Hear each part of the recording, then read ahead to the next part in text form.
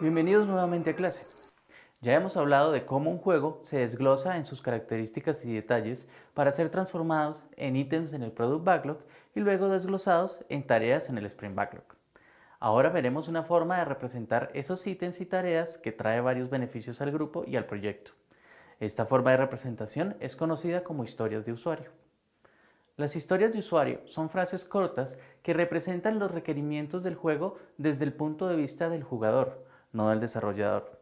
Es decir, sirven para expresar mejor el valor que las características del software o herramienta tiene para sus usuarios finales. También son útiles para procurar el diálogo entre los miembros del equipo, ya que las historias son un marcador para la conversación que hay que tener con respecto a los detalles de los ítems o características descritos en ellas. La estructura que siguen las historias de usuario es la siguiente. Como usuario, quiero, objetivo, para, razón. El rol de usuario se refiere al cliente final de la historia, el jugador o algún miembro del equipo que se beneficia de alguna mejora en la producción. El objetivo de la historia es una función o característica del juego, de la herramienta o del pipeline de producción. Y la razón describe el beneficio que esta historia dará al usuario cuando se cumple el objetivo. Esta parte puede ser omitida si el beneficio es obvio. Por ejemplo, como jugador quiero tener en mi interfaz una vista de radar para poder ver dónde están todos los jugadores. Otro ejemplo puede ser, como animador quiero ver y controlar la forma y la velocidad en que se fusionan dos animaciones. Una forma de agregar detalles importantes a una historia es complementarla con condiciones de satisfacción. Una condición de satisfacción es una frase que describe una acción y su resultado. Esto ayuda al equipo a entender el objetivo final de cada historia de usuario y evita que entreguen una característica equivocada o malinterpretada al final del sprint. Estas condiciones de satisfacción deben ser comprobables, es decir, que sean fáciles de demostrar o probar. Por ejemplo, si tenemos la siguiente historia: como jugador quiero tener el control de la fuerza con que pateo el balón. Las posibles condiciones de satisfacción pueden ser: al presionar el botón de pateo y soltarlo inmediatamente, el balón sale con un mínimo de fuerza. Y también, al presionar el botón de pateo y soltarlo después de un segundo, el balón sale con el máximo de fuerza. Aquí claramente se describe de qué modo esta historia es verificable. Las características más importantes para crear una buena historia se reúnen en el acrónimo INVEST en inglés. Dichas características son: 1. Que sea independiente. Debe procurarse en la medida de lo posible que las historias sean independientes de otras historias en el orden en que se implementan. 2. Que sea negociable. Las historias deben permitir espacio para su discusión y los detalles deben ser definidos por el equipo en el momento de su adición a un sprint. 3. Que sea valiosa.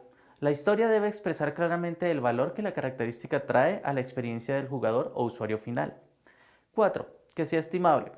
Debe ser posible estimar el tiempo que va a tomar desarrollar una historia, a menos de que sea muy grande o el equipo no tenga el suficiente conocimiento para estimarla. En ese caso, o se desglosa en historias más pequeñas o se crea un prototipo para resolver esa incógnita respectivamente. 5. Que sea pequeña. En la planeación del sprint, las historias del Product Backlog deben ser subdivididas en historias que puedan trabajarse durante ese sprint. Y 6. Que sea comprobable. Las historias deben escribirse de modo que sean verificables al final del sprint. Las condiciones de satisfacción ayudan a ese propósito. Hay proyectos, sobre todo en videojuegos, en donde los usuarios finales se pueden dividir en diferentes tipos. Esto se conoce como roles de usuario y puede ser, entre otros, diferentes modos de juego o diferentes dificultades. En estos casos es muy útil identificar esos roles y utilizarlos cuando ayudan a entender mejor el valor que una historia representa para ese caso específico. Por ejemplo, en un juego de fútbol donde existen los modos de defensa y atacante, pueden haber dos historias así. Como atacante, quiero hacer pases dependiendo de hacia qué dirección está mirando mi jugador. Y otra que diga: como defensa, quiero que cuando yo cambie de jugador, controle al personaje que esté más cerca al contrario que tiene la pelota. En este caso, los roles de usuario ayudan a contextualizar mejor el requerimiento de las historias. Cuando un proyecto está basado en la construcción progresiva de ítems de un Product Backlog, es importante que el equipo concrete internamente la definición o definiciones de lo que terminado significa para ellos y los stakeholders del proyecto. Una forma de hacerlo es usando las condiciones de satisfacción. aclarando qué características va a tener esa historia al terminarse. Otra forma de hacerlo es creando diferentes niveles de terminado que representen diferentes calidades o fases de un proyecto o elemento. Por ejemplo, se podría tener diferentes niveles de terminado a nivel prototipo, a nivel producción, a nivel lanzamiento, cada uno con estándares distintos de calidad. Lo importante es que estos niveles y sus características sean claros para todas las partes. Ahora bien, después de lo que hemos visto, podemos identificar dos ventajas centrales en usar las historias de usuario. La primera es que requieren que el equipo dialogue cara a cara sobre su significado antes de incluirlas en el Sprint Backlog. De ese modo, no solo se dialoga sobre lo que significa y el resultado esperado en la historia, sino que se expone cualquier duda o complicación que alguien pueda identificar en la misma.